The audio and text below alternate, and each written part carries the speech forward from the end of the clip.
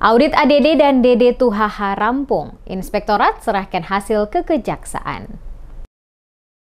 Inspektorat Kabupaten Maluku Tengah telah merampungkan audit pengelolaan alokasi dana desa atau ADD dan dana desa atau DD Negeri 2HH Kecamatan Saparua Timur untuk periode tahun anggaran 2017 hingga 2023. Hasil audit tersebut telah diserahkan kepada Kejaksaan Negeri Ambon Cabang Saparua pada 10 Mei 2025 melalui jasa pengiriman PT Pos Indonesia. Kepala Inspektorat Maluku Tengah Latif Ohorela membenarkan hal tersebut. Ia mengatakan bahwa hasil audit sudah bersifat final dan memuat perhitungan kerugian negara. Diharapkan dokumen hasil audit ke Kejaksaan Cabang Saparua dapat segera ditindaklanjuti sesuai hukum yang berlaku. Laporan audit ini merupakan respons atas pengaduan masyarakat negeri 2HH yang mencurigai adanya penyalahgunaan ADD dan DD oleh mantan Kepala Pemerintahan Negeri atau KPN 2HH, Yance Sasabone. Pemeriksaan keuangan desa 2HH.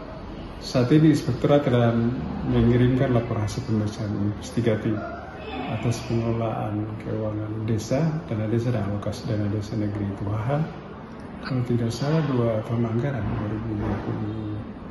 2022, 2023 atau 2021-2022 sudah dikirimkan laporannya kepada cabang Kejaksaan Negeri Ambon di Saparua. Kira-kira dikirim Pak, kapan Pak yang itu Pak untuk K2H sendiri Pak? Sudah dikirim dari minggu lalu lewat pos. Sasabone diketahui kembali terpilih sebagai KPN 2HH pada pemilihan 2 Mei 2025.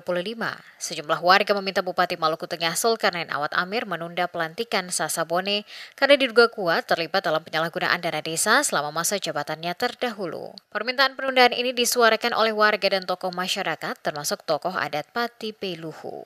Menurut mereka, pencalonan kembali Sasabone bertentangan dengan Undang-Undang Nomor 31 Tahun 1999 tentang pemberantasan tindak pidana korupsi. Pasal 2 dan 3 undang-undang tersebut menyatakan bahwa calon kepala desa yang terindikasi melakukan tindak pidana korupsi berdasarkan temuan BPK, BPKP atau Inspektorat tidak layak mencalonkan diri. Warga juga mempertanyakan sikap bagian tata pemerintahan dan otonomi daerah atau OTODA Maluku Tengah yang meloloskan pencalonan Sasabone. Diketahui laporan dugaan korupsi ini pertama kali diajukan oleh masyarakat pada 30 Oktober 2023.